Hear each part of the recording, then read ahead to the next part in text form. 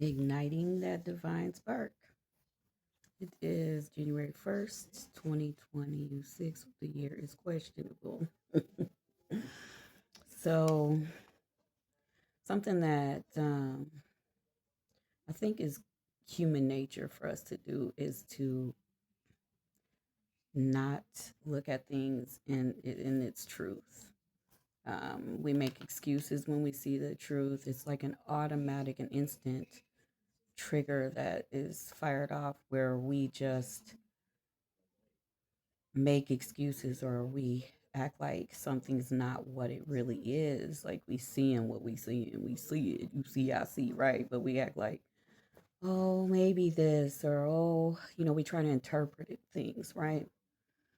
But one thing that is key, it's like universal law is truth. You must live in truth in order to be connected to divine self, to be you, to meet yourself. And I have thought about this and a lot of the and experience a lot of the reasons why we make excuses and we quickly try to move past what we know is real is that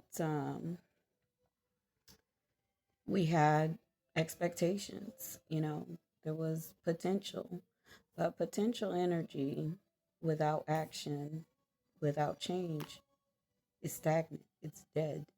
Kinetic energy is when there's motion and movement and things are starting to flow and you see changes and progress. It is so important to live in truth. If someone's shitty, if someone doesn't appreciate you and they put you through honeymoon phases, or they blame you, they victim blame, or they gaslight you, that's their truth. It's the truth. That's who they are. Will they remain that way? They don't have to. But is that the current situation? Is that who they are currently? Um, and the answer is probably yeah. And it is important for you to, in order to save self and to love you, is to see that truth. And the consequences of living in truth might be a lot of interruptions in your life, a lot of changes in your life. But when I tell you, living in truth is so powerful, it's authentic, it's protection, it's it's love. It is how you begin to move your life into the direction of stability and the word love, which love can be translated according to who's loving you. Like, yeah, someone's going to say, I loved you, and they treated you real, real bad. They got down real bad on you, but they loved you. That's the love they know. So, what love do you know? What friendships and partnerships do you want? How do you define it? And if toxicity and if someone dismissing you, if someone always having a bad attitude or always talking about people and ain't never satisfied or really egoic and, you know, look at me, but what I'm looking at is somebody that's just really arrogant. Like, what does it matter, right? So, at what point, where does divinity fall in line with lying to yourself? Like, that's an oxymoron.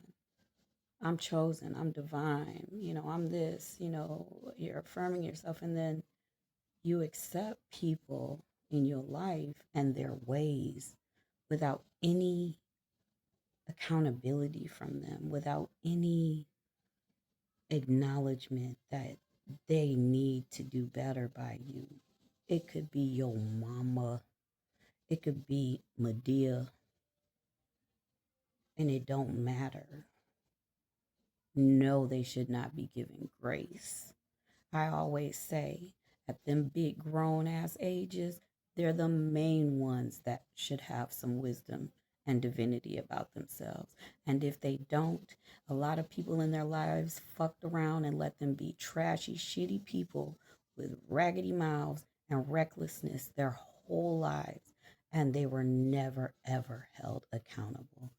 And that is a failure in service, and that is not divine. That is not a divine work to just let people live in that. Can you change them? No.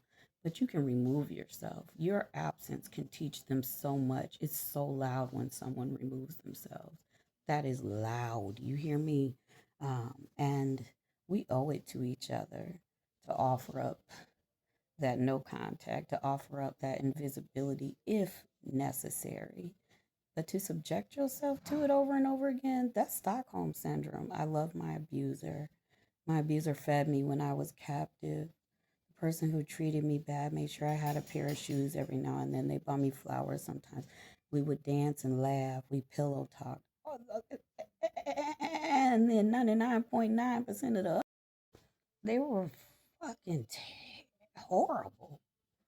But what? But what is the truth? What are you afraid of? Do you think you're not enough? You don't even know. You're more than enough. That's why the great breaking is going on,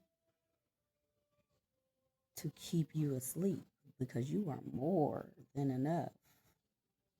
Know this, know this, know it. Make shit shake. I grew up in urban areas. I know how we act and think.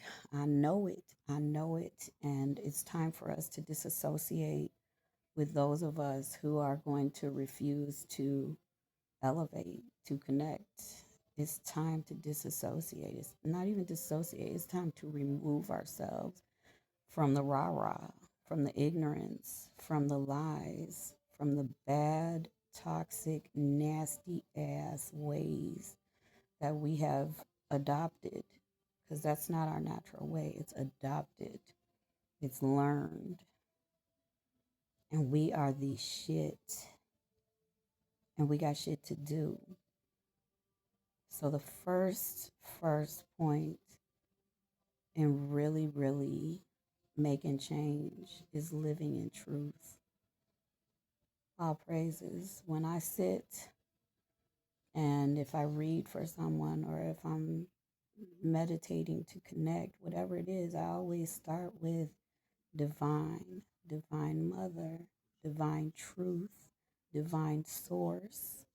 I want the truth, the true frequency to resonate through me in order for me to gain clarity or to bask in the energy or to create and plan or whatever I'm doing. And you cannot do that in falsity. You cannot do that in denial. To be divine is to have no fear. I haven't had fear of anything in a long time. And when I had wound up in the hospital last week, I felt the feeling, the emotion of fear.